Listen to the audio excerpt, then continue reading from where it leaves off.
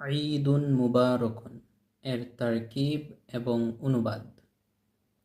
ঈদুন হচ্ছে মৌসুফুন, আবার মৌসুফুনকে আমরা মানউতুনও বলতে পারি। আর মুবারকুন হচ্ছে ঈদুনের সিফত, সিফতকে আমরা নাআতুনও বলতে পারি। এই মৌসুফ বা মানউতটা খবর হয়েছে,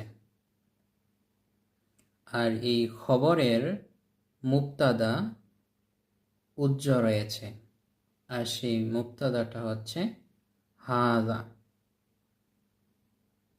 তো যেহেতু বাক্যটা একটা ইসিম দিয়ে শুরু হয়েছে, হাযা দিয়ে শুরু হয়েছে, এর জন্য এই বাক্যের নাম হচ্ছে জুমলাতুন ইসমিয়াতুন।